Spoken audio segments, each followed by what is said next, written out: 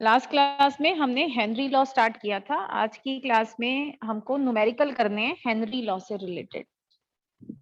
तो बेटा इसमें मैंने आपको कहा था कुछ पॉइंट्स हैं वो आपको ध्यान रखने हैं।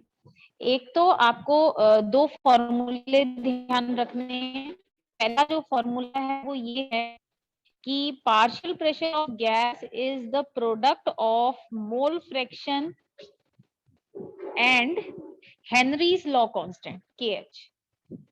और इसमें ये जो KH है इसकी यूनिट जो होगी वो प्रेशर की यूनिट के बराबर होगी। दूसरा फॉर्मूला मैंने आपको बोला था कभी कभी K जो है वो प्रेशर इनवर्स की यूनिट में दिया होता है, तो उस टाइम जो है वो आप फॉर्मूला याद रखेंगे। मैं ब्लू से लिख देती हूँ। IA is equal to, A मतलब गैस है ना, कोई भी यहाँ पे PA भी लिख सकते हैं, तो PA इंटू स्मॉल KH। तो ये दो फॉर्मूले आपको याद करने के लिए बोला था। पहला वाला जो फॉर्मूला है आपका, ये वाला जो KH था ऊपर वाला, ये एटमो जो है प्रेशर के फॉर्मूला में था, और जो दूसरा वाला है वो पर एटमोस्फियर में है। अब नेक्स्ट आपका आता है बेटा, एक ये वाला आपको फॉर्मूला याद करना था, मास। कभी कभी जो KH की वैल्यू जो होती है वो उसकी यूनिट ग्राम पर एटमोस्फियर या ग्राम पर पास्कल, ग्राम पर बार इसमें दी होती है, तब आपको ये वाला फॉर्मूला यूज करना है। ये कल बता दिया था, तो ये जस्ट रेपिटेशन है। इसके अलावा हम जो न्यूमेरिकल देखेंगे, क्योंकि ना सोल्यूशन में काफी सारे न्यूमेरिकल होंगे, तो आप कहेंगे ये फॉर्मूला कहाँ यूज होंगे। बेटा क्वेश्चन में कभी भी ऐसे क्वेश्चन, अभी जब क्वेश्चन आएंगे तो आपको समझ आ जाएगा, ऐसे क्वेश्चंस जिसमें हेनरी लॉ का जो है जिक्र किया गया हो, या तो हेनरी लॉ कांस्टेंट गिवन होगा या निकालना होगा, तो आपको कुछ समझ में आ जाएगा कि इसमें हेनरी लॉ का यूज होने वाला है। या फिर गैस इन लिक्विड, अगर कभी ऐसा हो कि ऑक्सीजन पानी में घुली हुई है, आपको क्वेश्चन में ऐसा देखने को मिल जाए, इसका मतलब वो हेनरी लॉ से रिलेटेड है। फिर एक बड़ी इंपॉर्टेंट चीज बताई थी कि अगर गैस सेम है, टेम्परेचर भी सेम है, तो आपका जो KH है, जब तक आपकी गैस सेम है और टेम्परेचर सेम है, KH की वैल्यू जो है वो सेम रहेगी। अब हम न्यूमेरिकल करेंगे, तो सबसे पहले तो ये पहला न्यूमेरिकल रीड कर लीजिए। हमेशा क्वेश्चन को दो बार पढ़ना है। मैं तो 3-4 बार पढ़ चुकी हूँ, क्योंकि मैंने पहले भी पढ़ाया है, तो इसलिए मैं एक ही बार रीड कर रही हूँ आप लोगों के सामने, पर आपने 2 बार रीड करना है। तो इसके अंदर बेटा सबसे पहला आता है कि Henry law constant for the solution of methane in benzene at 298।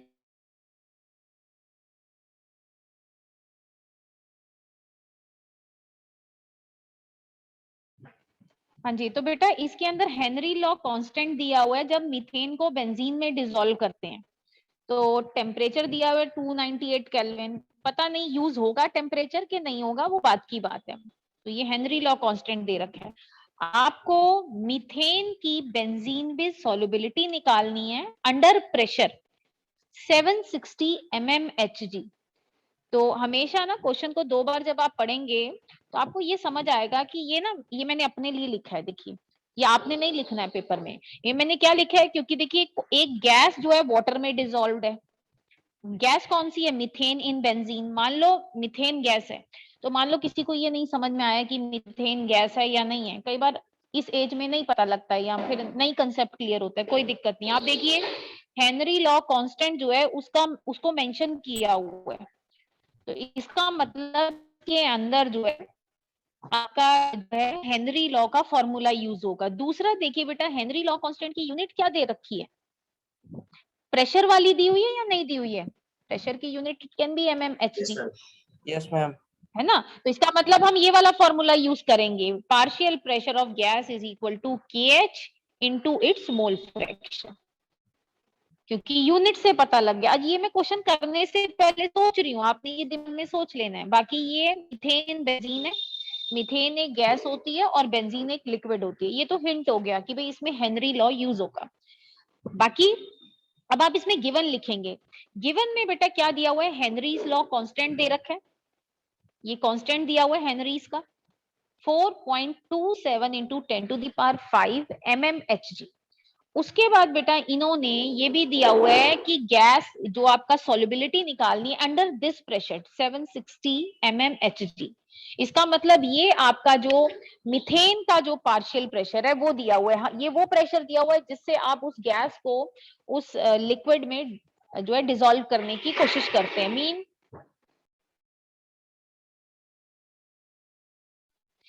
Mean ये आपको मीथेन का प्रेशर दिया हुआ है। ठीक है बेटा। नेक्स्ट आपको इसमें क्या निकालना है, आपको सॉल्युबिलिटी निकालनी है। तो आपको पता होना चाहिए हेनरी लॉ कांस्टेंट में सॉल्युबिलिटी किसको बोलते हैं। Mean solubility can be in any terms of concentration. वो मोलैरिटी भी हो सकती है, मोल फ्रैक्शन भी हो सकता है, पर हेनरीज में किसमें है, वो मोल फ्रैक्शन की टर्म में दी हुई है। इसका मतलब अगर आप मोल फ्रैक्शन निकाल लेंगे तो इट कैन बी आपकी सॉल्युबिलिटी को रिप्रेजेंट करता है।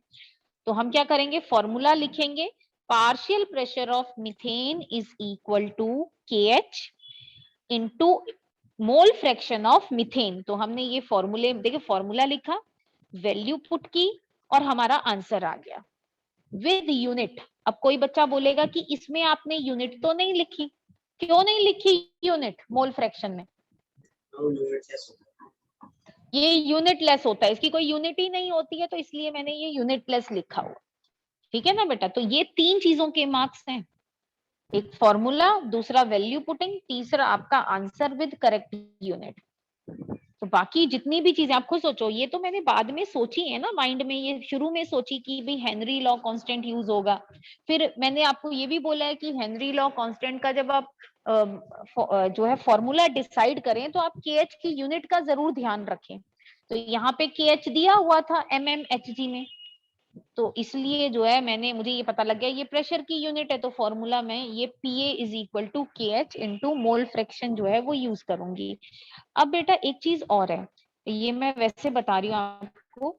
अब कोई बच्चा बोलेगा कि मैम ये mmHg दे रखा है तो मैं इसको कन्वर्ट नहीं करना था क्या?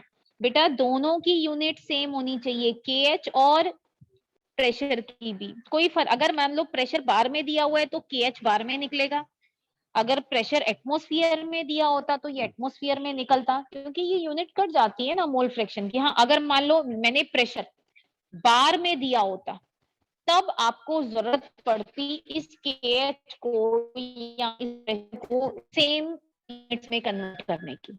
ठीक है, अभी ऐसा कुछ नहीं हुआ, क्यों? क्योंकि दोनों की यूनिट क्या है, सेम है। समझ आ गया सबको?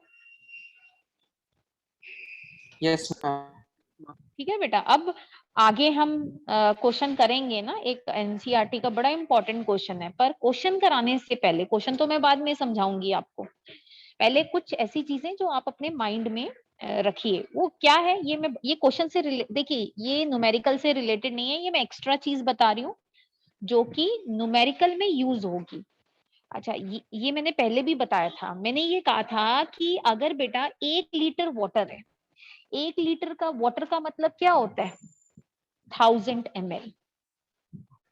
और अगर पानी 1000 ml है तो 1 लीटर पानी का मास कितना होगा बेटा? अगर वॉल्यूम दिया हो तो मास कैसे निकालते हैं, डेंसिटी से डेंसिटी से निकालते हैं या नहीं? तो बेटा यस पानी मैम की डेंसिटी कितनी लेके चलनी है, 1 ग्राम पर ml 1।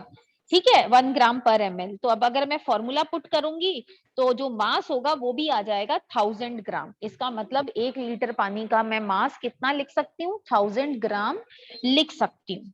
तो 1000 ग्राम में कितने मोल्स होते हैं, मास बाय मोलर मास, मतलब molar mass 1000 divide by 18। 1 minute रुकिएगा।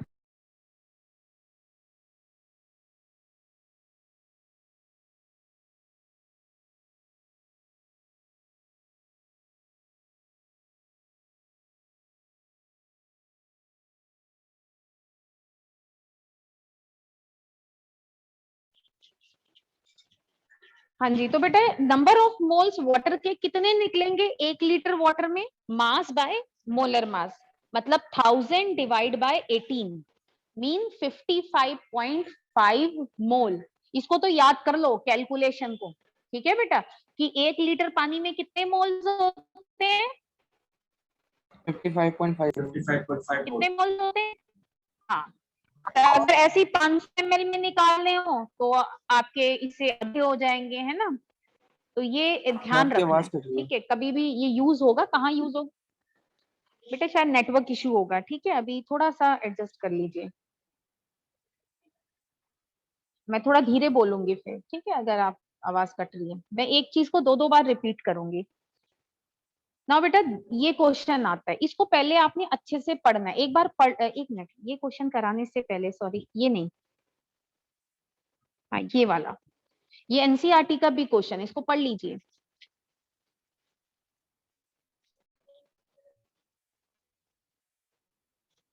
If nitrogen gas is bubble through water at 293 kelvin, कह रहे हैं अगर नाइट्रोजन गैस को पानी में बबल किया जाए, मतलब उसे डिसॉल्व करने की कोशिश की जाए, तो how many millimoles of nitrogen gas would dissolve in 1 litre of water.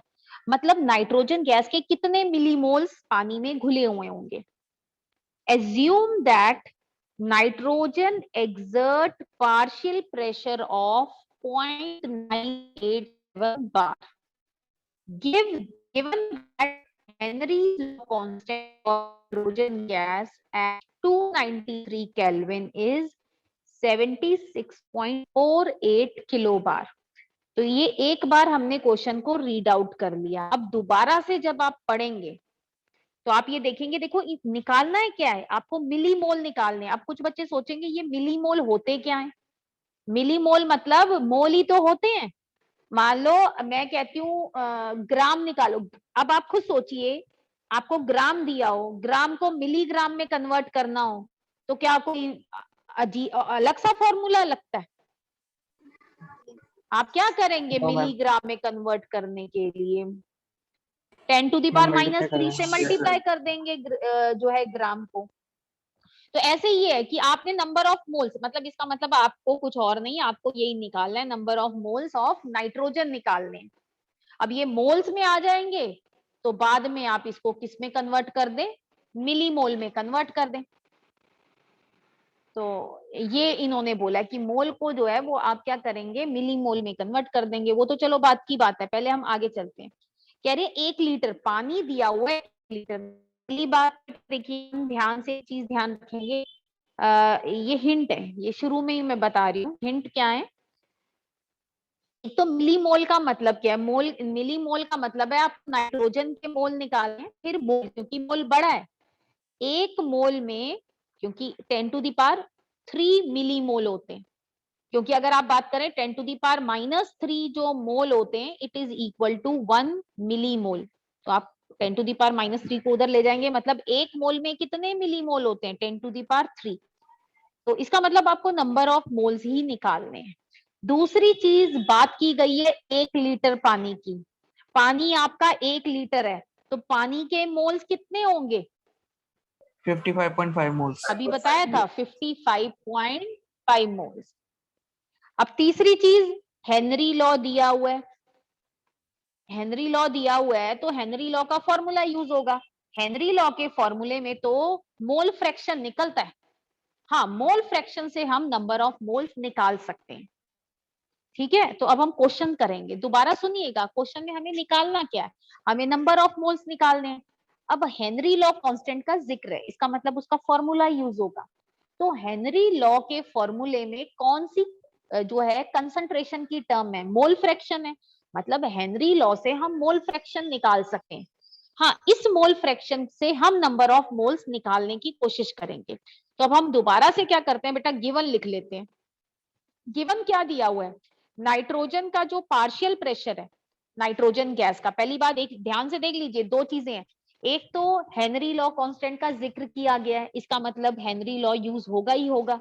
दूसरा बताया हुआ है कि नाइट्रोजन को पानी में डिसॉल्व किया हुआ है, तब भी समझ आ जाता है। चलो अब गिवन लिख लेते हैं। इन्होंने नाइट्रोजन का पार्शियल प्रेशर दिया हुआ है 0.987 बार, फिर इन्होंने बेटा KH की वैल्यू दे रखी है 76.48 किलो बार। अब मैंने आपको क्या कहा था, कि प्रेशर और केएच इनकी यूनिट जो होनी चाहिए वो एक तरह से सिंक्रोनाइजेशन में होनी चाहिए, है ना। तो ऊपर Yes, ma'am. बार है तो नीचे भी उसकी यूनिट में बार आना चाहिए, तो ये तो किलो बार है। तो किलो का मतलब होता है किलो हटाने के लिए, ये के हटाने के लिए आपको इसको 10⁻³ से मल्टीप्लाई करना पड़ेगा। तो आप यहाँ पे आ जाएगा आपका बार में 76480 बार। तो हमें पीएच भी पता, पार्शियल भी पता है और केएच भी पता है। अब हम क्या करेंगे बेटा, फॉर्मूला लिखेंगे कि partial pressure of nitrogen is equal to KH into mole fraction of nitrogen। ये वाला फॉर्मूला क्यों यूज किया है, क्योंकि जो KH है उसकी यूनिट प्रेशर वाली है, तो जो प्रेशर वाली यूनिट होगी तो वो प्रेशर के सामने आएगा, इक्वल टू के सामने, है ना, प्रेशर के सामने आएगा। अगर पर बार होती तो वो प्रेशर के साथ ही आता। ठीक है, अब हम इससे क्या निकलेगा हमारा, इससे हमारा मोल फ्रैक्शन निकल आएगा। तो ये कैलकुलेशन आपने करनी है। तो मोल फ्रैक्शन निकल आया नाइट्रोजन का, लेकिन मुझे पेपर में या ये जो क्वेश्चन था इसमें मोल फ्रैक्शन नहीं निकालना है, मुझे क्या निकालना है, नंबर ऑफ मोल्स निकालने हैं। तो बेटा अब देखिए, ये ध्यान से सुनिएगा। अब मोल फ्रैक्शन नाइट्रोजन का आ गया आपका 1.29 इंटू 10⁵। और मोल फ्रैक्शन को मैं कैसे लिख सकती हूँ, number of moles of nitrogen divide number of moles of nitrogen plus water. तो ये आ गया मेरा 1.29 इंटू 10⁵। अब बेटा देखो, इस क्वेश्चन को करने के दो तरीके हो सकते हैं। एक तो अगर आप ध्यान से देखें यहाँ पे, क्योंकि मुझे ये निकालने हैं, नंबर ऑफ मोल्स निकालने हैं नाइट्रोजन के, तो अगर मैं हाइड्रोजन के मोल्स पुट कर दूं, सॉरी हाइड्रोजन कह रही हूँ, वाटर के कितने मोल्स हैं 1 लीटर में, 55.5। ठीक है, तो अब आप यहाँ तो कैलकुलेशन कर लीजिए भाई, एक ही तो आपका वेरिएबल यही तो है, number of moles of nitrogen, आप ये निकाल लीजिए, या तो आप इस तरह से कर लीजिए। अब कैलकुलेशन में क्या है, टाइम लगता है। अब ये कह रहे हैं कि हम एक और क्योंकि 12th के अंदर इतना कर सकते हैं कि हम कैलकुलेशन को सिंप्लीफाई कर सकते हैं। कैसे करेंगे भाई, आप खुद सोचिए, मोल फ्रैक्शन, क्योंकि अगर आपके पास सोल्यूशन है उसमें नाइट्रोजन और हाइड्रोजन गैस है, तो टोटल मोल फ्रैक्शन जो मोल फ्रैक्शन होता है total hydrogen sorry nitrogen plus water का, वो किसके बराबर होता है, मैंने आपको बताया था, total mole fraction is equal to 1। किसी भी सोल्यूशन का जो टोटल मोल फ्रैक्शन होता है उसके कंपोनेंट्स का, वो कितना होता है, 1। तो अब आप खुद सोचिए, ये जो नाइट्रोजन का मोल फ्रैक्शन आया है ये 1 के हिसाब से कितना छोटा है, 10⁻⁻5 लगा लो, कितने हो गए, पॉइंट के बाद 5 जीरो आएंगे।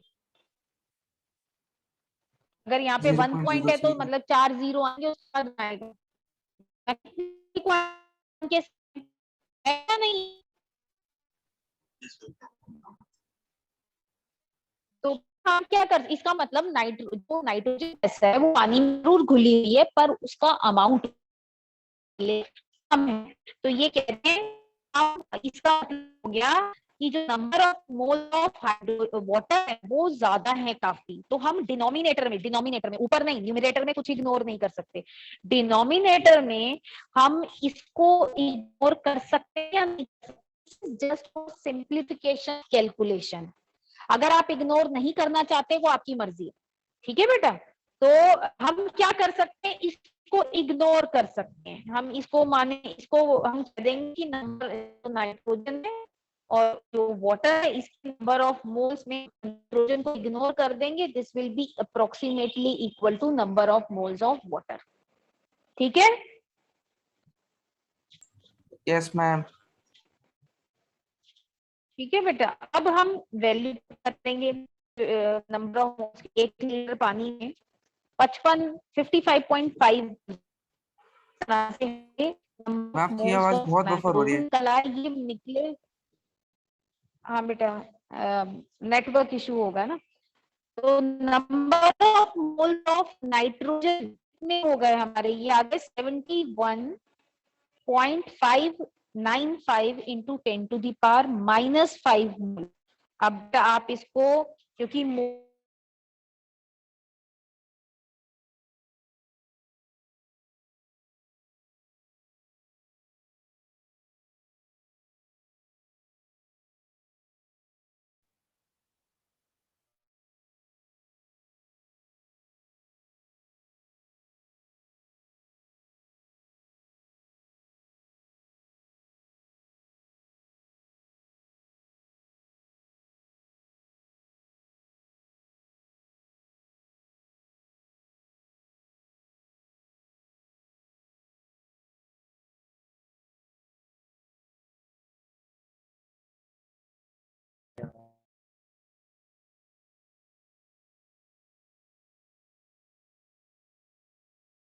आप म्यूट हो गए मैम, आप म्यूट हो।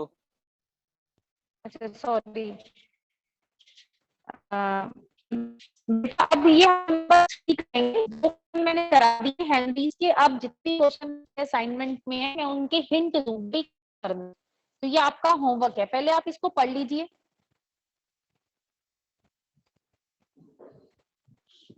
जब आप इसे पढ़ेंगे तो बेटा you will find mole fraction of helium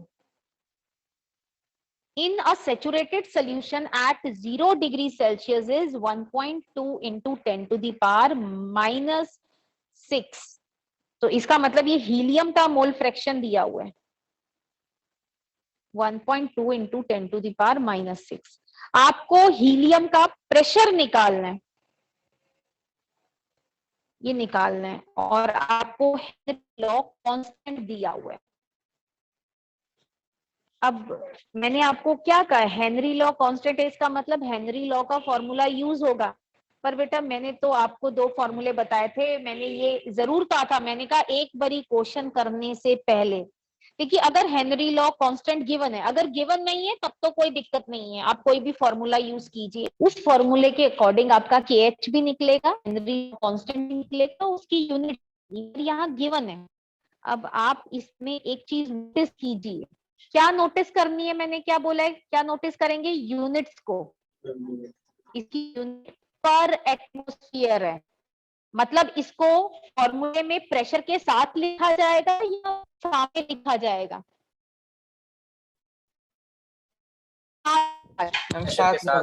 तो देखिए तो मैंने इसको प्रेशर के साथ लिखा है KH को, तो बस यही है, मैंने वैल्यू पुट, देखो फॉर्मूला लिख दिया, वैल्यू पुट कर दी, आंसर आ गया। ये आपने करना है, आंसर में लिखा हुआ है कि 0.176 एटमॉस्फेयर। पर ध्यान रखना है, कभी भी हेनरी लॉ कांस्टेंट गिवन हो, फॉर्मूला कौन सा यूज होगा ये डिसाइड करेगी इसकी यूनिट। अगर हेनरी लॉ कांस्टेंट की यूनिट प्रेशर के बराबर, तब प्रेशर के सामने लिखोगे, ये प्रेशर के बराबर है तो ये प्रेशर के कंपटीशन में है, इस तरह से थोड़ा सा याद रखने के लिए कर सकते हैं, बिल्कुल सामने आएगा इक्वल टू के बाद। लेकिन अगर आपकी यूनिट इनवर्स में आ रही है तो वो कॉम्पिटिटर नहीं होंगे, वो आपस में ही आएंगे। ठीक है बेटा, नेक्स्ट एक और क्वेश्चन है ये वाला, ये यही क्वेश्चन मैं आपको कह रही थी कि एनसीईआरटी में सिर्फ एक ही दिया हुआ है, और मैंने जो बाकी बुक्स भी रीड आउट करी है उनमें भी ये एक ही दिया हुआ है, इससे साथ में कोई न्यूमेरिकल नहीं दिया हुआ है, पढ़ लीजिए।